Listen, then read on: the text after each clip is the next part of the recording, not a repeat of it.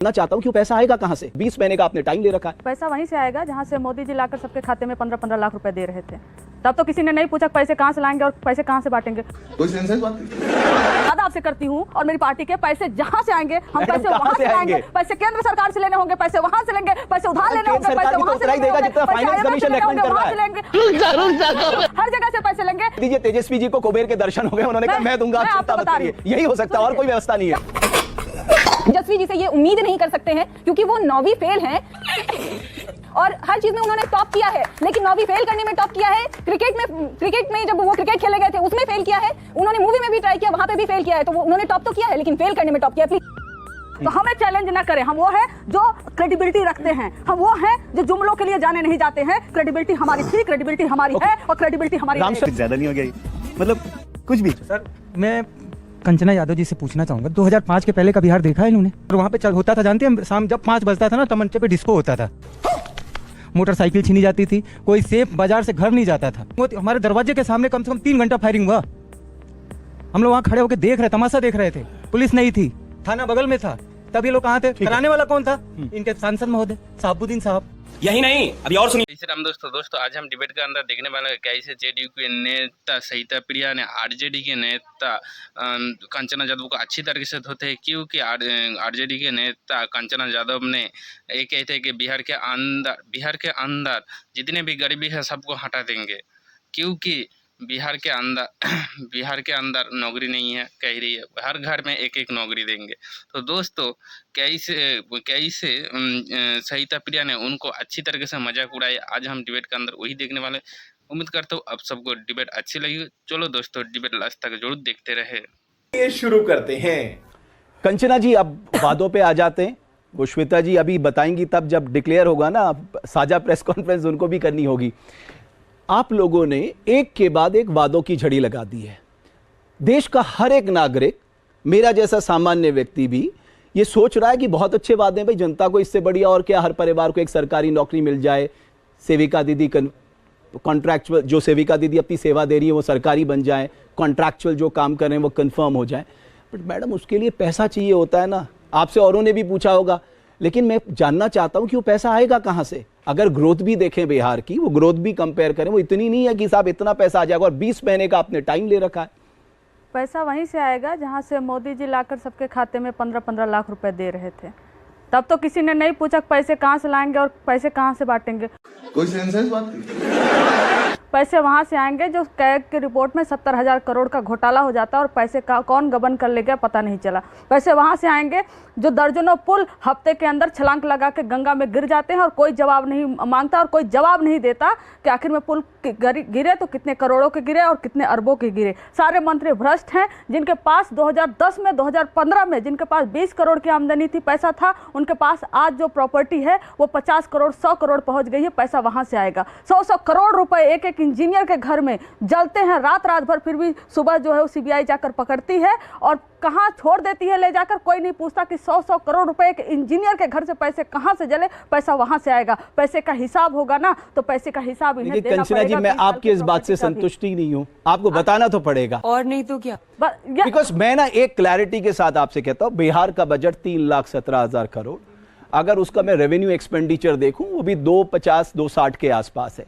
तो आपके पास रूम बच रहा है 40-45 हजार करोड़ का। हर परिवार को नौकरी, जीविका दी को 30,000 रुपए देना, कॉन्ट्रैक्चुअल लेवल्स को कंफर्म कर देना, आपकी कमिटेड लाइबिलिटीज ऑलरेडी 60 to 65% है। मैं अब आपको बताती हूँ, जो मैं आपको समझाने की कोशिश कर रही हूँ कि अगर अभी हमने इतने बड़े वादे किए हैं तो सेम सवाल है। 2020 में हमने मात्र 10 लाख सरकारी नौकरी का वादा किया था, तब भी नीतीश जी, और सुन लीजिए, आप सवाल पूछेंगे, मैं कुछ जवाब दे रही हूँ, तब पूछा जाता था कि पैसे कहाँ से आएंगे, जेल से लाएगा क्या, अपने बाप के घर से लेकर आएगा क्या। मात्र 10 लाख सरकारी नौकरी का सवाल था। 5 लाख उसमें से दिए गए, हम जब नीतीश जी के साथ आए तब दिए गए।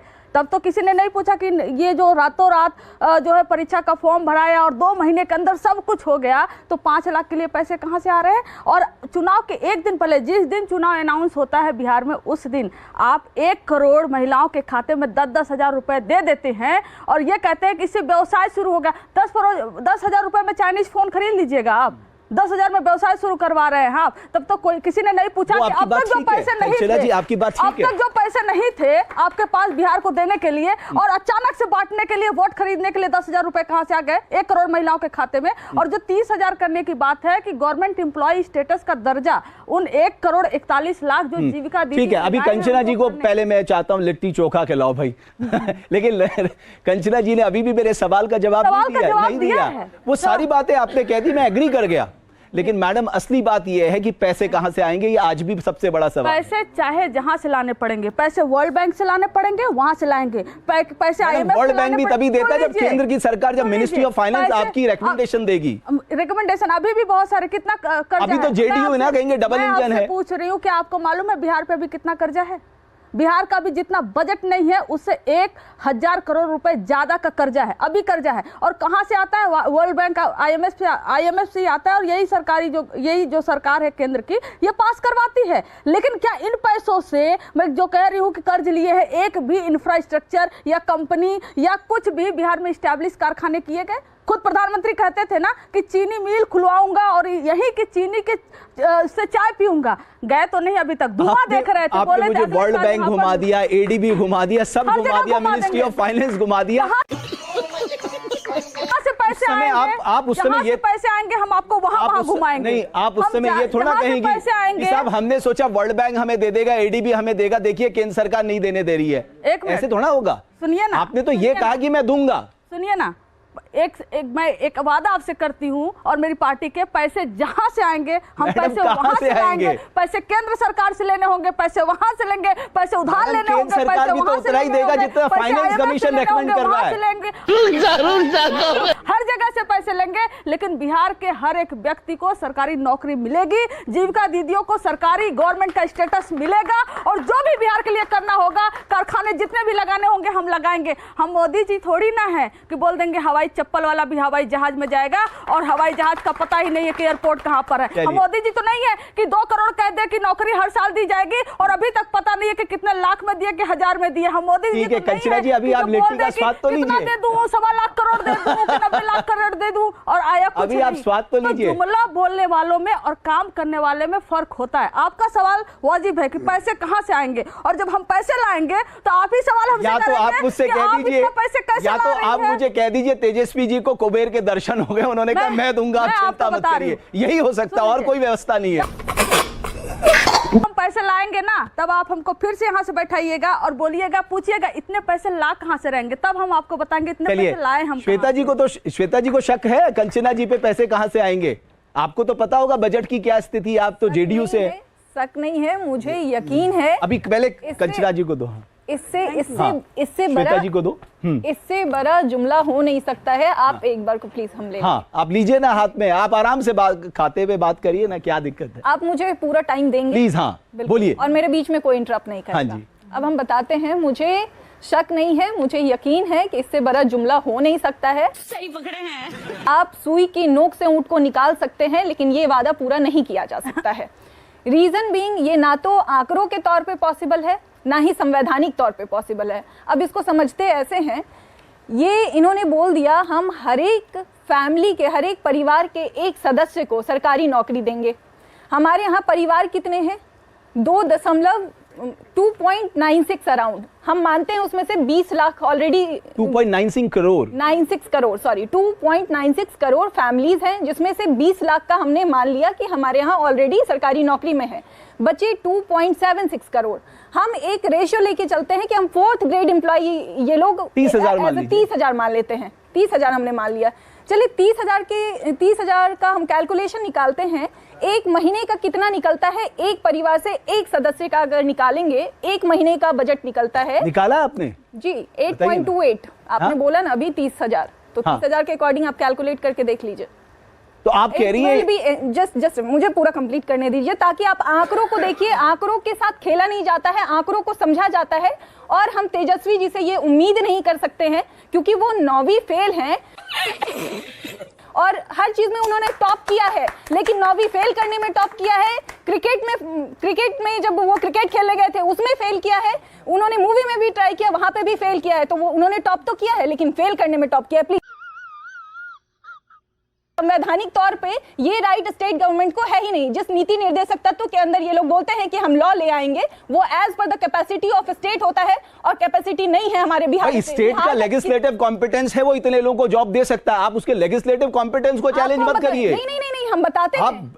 आप लेजिस्लेटिव कॉम्पिटेंस की बात मत करिए। स्टेट के पास वो ताकत है। वायलेशन ऑफ आर्टिकल 14 एंड 16 से भैया सिक्किम ने सबको सरकारी नौकरी दी, हर एक परिवार को। सिक्किम तो एक एग्जांपल है ना, तो उसका लेजिस्लेटिव कॉम्पिटेंस था, तभी तो उसने वो एज पर कैपेसिटी देता है अपने। तो कैपेसिटी है, अरे वो कैपेसिटी डेवलप करेंगे ना, वो तो कह रहे हैं। आप बताइए कहां से बजट लाएंगे? जवाब दे दीजिए। मैं बस मेरा एक ये कि 2.96 करोड़ लोग परिवारों के घर पर सरकारी नौकरी कैसे जाएगी, पॉसिबल ही नहीं, इम्पॉसिबल है। तमाम डिबेट होंगे, ये कुछ अपना बताएंगे बजट इतना हो जाएगा, किसी और चैनल पे कुछ बता रहे होंगे। ये हमारी जीत है कि कम से कम आप इतने हैवी बजट पे बात तो कर रहे हो कि बिहार का बजट इतना हैवी हो सकता है। लेकिन मैं जवाब कुछ और देना कंचना जी, आपने तेजस्वी जी से पूछना चाहिए। सर आपने तो कह दिया, थोड़ा हमें भी तो बताइए कि कैसे करेंगे, हमें भी तो बताना पड़ेगा पब्लिक को। हाँ, कैसे करेंगे आप बताइए। जब हम कह रहे हैं कि जीविका दीदी बहनों को गवर्नमेंट एम्प्लॉय स्टेटस का दर्जा मिलेगा, और बिहार में जीविका दीदी बहनें कितनी है? 1 करोड़ 41 लाख। 1 करोड़ 41 लाख जीविका दीदी बहनों को गवर्नमेंट एम्प्लॉय का स्टेटस देना मतलब 1 करोड़ 41 लाख परिवारों में सरकारी नौकरी हो गया। ऐसे ही हो गया। आप बोल रहे हो ना कि नौकरी हम कहां से लाएंगे, 20 लाख नौकरी है, तो नौकरी आपके सामने ऐसे रख दिए हम 1 करोड़ 41 लाख, बाकी हम सृजन करेंगे। और सृजन करने के लिए हमसे मत पूछिए कि हम कैसे करेंगे। हम वही हैं जो मात्र 17 महीने में, जो कोई और स्टेट नहीं किया था, जातिगत सर्वे हमने करा कर रख दिया। कोई और नहीं किया था, 65% आरक्षण हमने करा के दे दिया। कोई और नहीं किया था, 5 लाख नौकरी हमने करा कर दे दिया। और आपको क्या चाहिए? आप तो सोचे भी नहीं होंगे कि 20 साल में आप ऐसा काम करेंगे, हमने 17 महीने में करके दे दिया। तो हमें चैलेंज ना करें। हम वो है जो क्रेडिबिलिटी रखते हैं, हम वो हैं जो जुमलों के लिए जाने नहीं जाते हैं। क्रेडिबिलिटी हमारी थी, क्रेडिबिलिटी हमारी है, और क्रेडिबिलिटी हमारी कुछ ज्यादा नहीं हो गया ये? मतलब कुछ भी। सर मैं कंचना यादव जी से पूछना चाहूँगा, 2005 के पहले का बिहार देखा है इन्होंने? 3 फीट सड़क पे गड्ढे होते थे, 1 नंबर से ज़्यादा 2 सेकंड में गाड़ी नहीं चलती थी। सब खंबा होता था, तार नहीं होता था। ट्रांसफार्मर की तो बात ही मत करो। और वहाँ पे होता था, जानते हैं, शाम जब 5 बजता था ना, तमंचे पे डिस्को होता था। मोटरसाइकिल छीनी जाती थी, कोई सेफ बाजार से घर नहीं जाता था। ये बिहार था।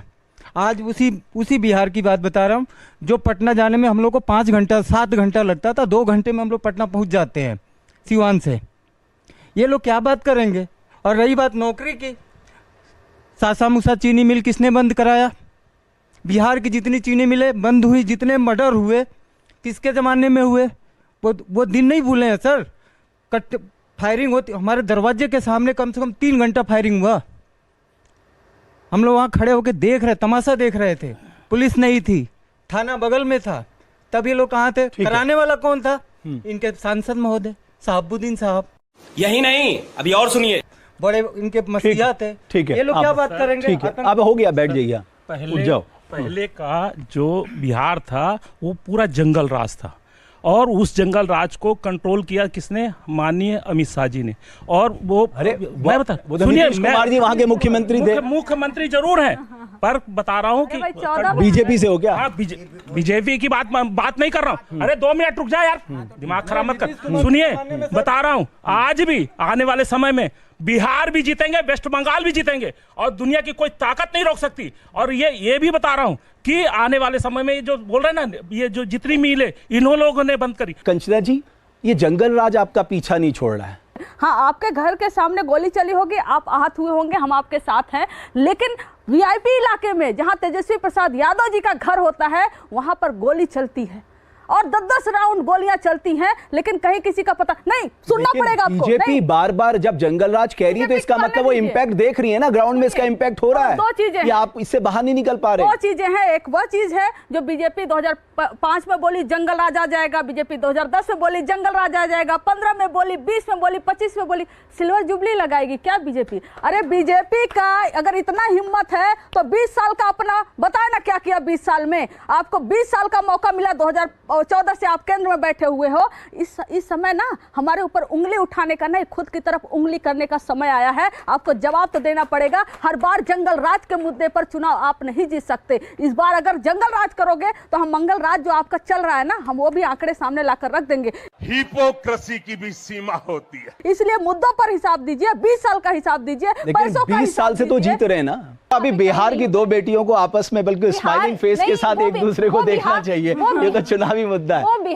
वो बिहार का सिचुएशन नहीं समझ सकती हैं, क्योंकि वो बिहार की नहीं है, वो जौनपुर की हैं। हमने देखा है हमारा हर दिन का 5 घंटा वेस्ट हुआ है। अगर 5 से 10 बजे तक भी हम बाहर रहते हैं तो कुछ आराम से आप मधुबनी से आराम से आप बताइए आपकी स्कूलिंग कहाँ से हुई? हम सासाराम से किया है? हमारी स्कूलिंग महाराष्ट्र से हुई है। फिर तो आप वहाँ से कैसे जान सकती हैं वहाँ के सिचुएशन को? मैं एक और ऑब्जेक्शन करती हूँ। ऑब्जेक्शन यह है कि आज भोजपुरी इंडस्ट्री जो पूरा पूर्वांचल बेल्ट देखता है ना, भोजपुरी इंडस्ट्री पता है कहाँ से चलती है? मुंबई से चलती है। वो पटना क्यों नहीं लाए ये लोग?